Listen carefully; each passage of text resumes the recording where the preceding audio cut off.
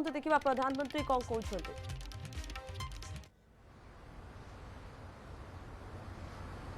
साथियों, मानसून नवीनता और नवसर्जन का प्रतीक है और अब तक जो खबरें मिली हैं, देश में मौसम बहुत ही अच्छे ढंग से आगे बढ़ रहा है। कृषि को लाभदायक मौसम की खबरें हैं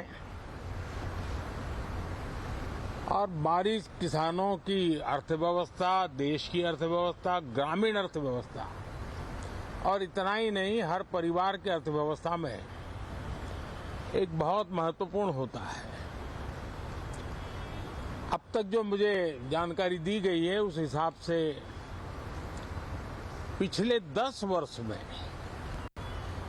जो पानी का भंडार हुआ है इस बार, वो करीब करीब 3 गुना हुआ है, जिसका आने वाले दिनों में भी देश के अर्थतंत्र को बहुत लाभ होगा। साथियों, ये मॉनसून सत्र राष्ट्र के लिए ये बहुत ही गौरवपूर्ण सत्र है। ये मॉनसून सत्र राष्ट्र के लिए एक अपने आप में विजयोत्सव का रूप है।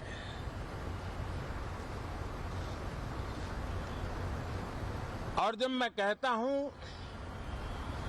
कि सत्र राष्ट्र गौरव और विजयोत्सव का सत्र है, तो सबसे पहले तो मैं पहली बार इंटरनेशनल स्पेस स्टेशन पर भारत का तिरंगा झंडा वहां लहराना, ये हर देशवासी के लिए गौरव की पल है। देश में साइंस टेक्नोलॉजी के प्रति, इनोवेशन के प्रति नया उमंग और उत्साह भरने वाली ये सफल यात्रा रही है और पूरे सांसद, लोकसभा राज्यसभा दोनों सदन देशवासी जिस गौरव का अनुभव कर रहे हैं उसमें एक स्वर से जुड़ेंगे, एक स्वर से इसका यशगान होगा, जो भारत को अंतरिक्ष में नई ऊंचाइयां पर पहुंचाने वाले जो भावी कार्यक्रम है उनके लिए भी प्रेरक बनेगा, प्रोत्साहक बनेगा। साथियों, ये मॉनसून सत्र एक विजयोत्सव है। पूरी दुनिया ने भारत की सैन्य शक्ति का, भारत के सैन्य के सामर्थ्य का रूप देखा है। ऑपरेशन सिंदूर में भारत की सेना ने जो लक्ष्य निर्धारित किया था 100% अचीव किया। आतंकियों के आकाओं के घर में जाकर के 22 मिनट के भीतर भीतर ऑपरेशन सिंदूर के तहत उसको जमींदोज कर दिया गया। और मैंने बिहार की एक कार्यक्रम में इसकी घोषणा की थी, जो हमारी सैन्य शक्ति ने बहुत ही कम समय में सिद्ध करके दिखा दिया। और इसमें मेड इन इंडिया सैन्य शक्ति का ये नया स्वरूप, इस पर भी दुनिया बहुत आकर्षित हुई है। इन दिनों विश्व के जिन जिन लोगों से मिलना होता है तो भारत के इस मेड इन इंडिया जो औजार तैयार हो रहे हैं उसके प्रति दुनिया का आकर्षण बढ़ रहा है। मुझे विश्वास है कि जब सदन इस विजयोत्सव को एक स्वर में विजय के भाव से इस सत्र के दरमियान उन ओजस्वी तेजस्वी भावनाओं को प्रकट करेगा तो भारत की सैन्य शक्ति को बल मिलेगा, प्रोत्साहन मिलेगा, देशवासियों को प्रेरणा मिलेगी और सैन्य क्षेत्र में जो रिसर्च, इनोवेशन और मैन्युफैक्चरिंग हो रहे हैं, made in India defence equipment बन रहे हैं, उसको भी एक बल मिलेगा और जो भारत के नौजवानों के लिए नए रोजगार के अवसर पैदा करेगा। साथियों, ये दशक हम एक प्रकार से देख सकते हैं कि शांति और प्रगति कंधे से कंधा मिलाकर के आगे बढ़ने के कदम कदम पर प्रगति के एहसास करते रहे हैं। देश कई प्रकार की हिंसक वारदातों का शिकार रहा है, लंबे अरसे तक शिकार रहा है। देश आजाद हुआ तब से ये समस्या को हम झेल रहे हैं, चाहे आतंकवाद हो, नक्सलवाद हो। कोई प्रारंभ में शुरू हुआ होगा, कोई बाद में शुरू हुआ होगा, लेकिन आज नक्सलवाद का, माओवाद का दायरा बहुत तेजी से सिकुड़ रहा है। माओवाद को, नक्सलवाद को जड़ से उखाड़ने के संकल्प के साथ देश के सुरक्षा बल एक नए आत्मविश्वास से, तेज गति से सफलता की ओर कदम रख रहे हैं।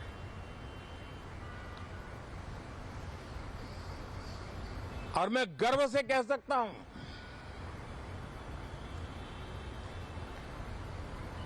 देश में सैकड़ों जिले नक्सल की चपेट में से निकल करके आज मुक्ति का सांस ले रहे हैं। हमें गर्व है कि बम, बंदूक और पिस्तौल के सामने हमारा देश का संविधान जीत रहा है, हमारे देश का संविधान विजयी हो रहा है। देश के उज्जवल भविष्य के लिए साफ दिख रहा है कि कल तक जो रेड कॉरिडोर थे वो आज ग्रीन ग्रोथ जोन में परिवर्तित होते नजर आ रहे हैं। साथियों, एक के बाद ऐसी घटनाएं देशभक्ति के लिए, देश की भलाई के लिए संसद में पहुंचे हुए हर माननीय सांसद के लिए गौरव का पल है। और संसद के इस सत्र में ये गौरव गान पूरा देश सुनेगा, हर सांसद से सुनेगा, हर दल से सुनेगा। साथियों, आर्थिक क्षेत्र में भी जब 2014 में आप सबने हमें जिम्मेवारी दी, देश फ्रेजाइल 5 की अवस्था से गुजर रहा था। 2014 के पहले वैश्विक अर्थव्यवस्था में हम 10वें नंबर पर थे और आज भारत तेज गति से दुनिया की तीसरे नंबर की अर्थव्यवस्था बनने की दिशा में आगे बढ़ रहा है, दरवाजे पर दस्तक दे रहा है। इन दिनों 25 करोड़ गरीबों का गरीबी से बाहर निकलना, जिसको विश्व की अनेक संस्थाएं सराहना कर रही है। देश में एक जमाना था 2014 के पहले जब महंगाई का दर, इन्फ्लेशन रेट डबल डिजिट में हुआ करता था। आज 2% के आसपास आकर के देश के सामान्य मानवी के जीवन में राहत बन गया है, सुविधा बन गया है। लो इन्फ्लेशन के सामने हाई ग्रोथ एक अच्छे विकास यात्रा की दिशा है। साथियों, डिजिटल इंडिया, यूपीआई आज भारत के एक नए सामर्थ्य को दुनिया देख रही है, पहचान रही है और ज्यादातर देश में उसके प्रति एक आकर्षण पैदा हो रहा है।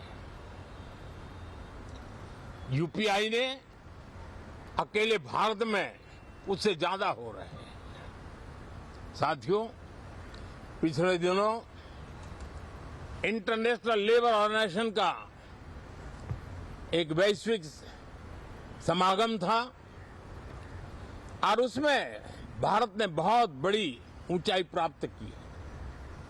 आईएलओ का कहना है कि 90 करोड़ से ज्यादा लोग भारत में अब सोशल सिक्योरिटी के दायरे में हैं। ये अपने आप में एक बहुत बड़ा अचीवमेंट है। उसी प्रकार से वैश्विक संस्था WHO ने ये कहा है कि भारत अब आंख की जो बीमारी आमतौर पर बारिश के सीजन में ज्यादा देखी जाती थी, ट्रैकोमा, अब भारत को WHO ने ट्रैकोमा फ्री घोषित किया है। तो आरोग्य के क्षेत्र में भी ये अपने आप में एक महत्वपूर्ण भारत के लिए सिद्धि है। साथियों, पहलगाम की क्रूर अत्याचार, नरसंहार, पूरी दुनिया चौंक उठी थी। आतंकवादी और आतंकवादी के आके दुनिया का ध्यान उनकी तरफ केंद्रित हुआ था और उस समय दल हित छोड़ करके देश हित में हमारे ज्यादातर दलों के प्रतिनिधि, ज्यादातर राज्यों के प्रतिनिधि विश्व भ्रमण किया, दुनिया के अनेक देशों में गए और एक स्वर से दुनिया के सामने आतंकवादियों का आका पाकिस्तान को बेनकाब करने का एक बहुत सफल अभियान चलाया। मैं आज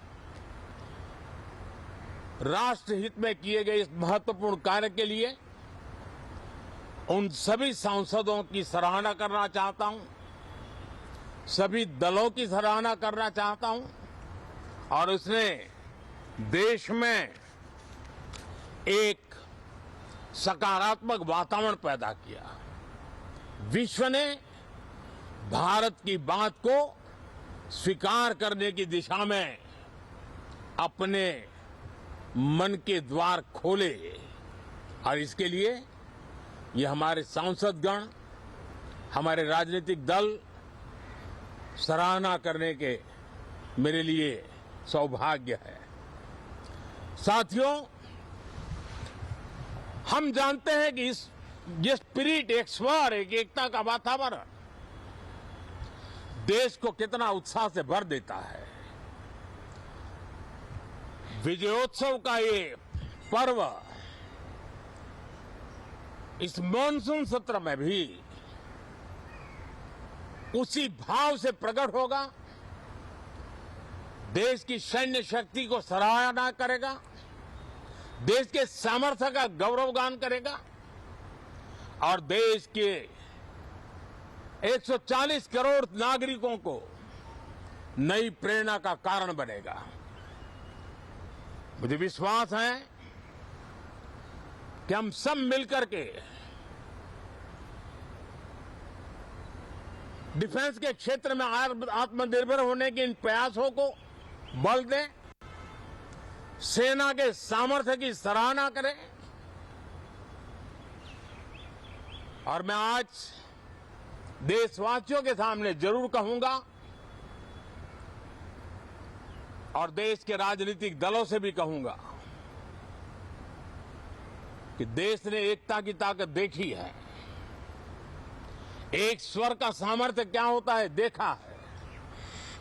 तो सदन में से भी सभी माननीय सांसद उसको बल दें, उसको आगे बढ़ाएं। और मैं जरूर कहूंगा, राजनीतिक दल अलग अलग है, हर एक का अपना एक एजेंडा है, अपनी एक भूमिका है, लेकिन मैं इस वास्तविकता को स्वीकार करता हूं कि दल हित में मत भले न मिले, लेकिन देश हित में मन जरूर मिले। इसी एक भावना के साथ इस मॉनसून सत्र से देश के विकास यात्रा को बल देने वाले, देश की प्रगति को बल देने वाले, देश के नागरिकों को सामर्थ्य देने वाले अनेक विधेयक प्रस्तावित हैं। सदन विस्तृत चर्चा करके उसको भी पारित करेगा। मेरी सभी माननीय सांसदों से उत्तम डिबेट चलाने के लिए शुभकामनाएं हैं। बहुत बहुत धन्यवाद।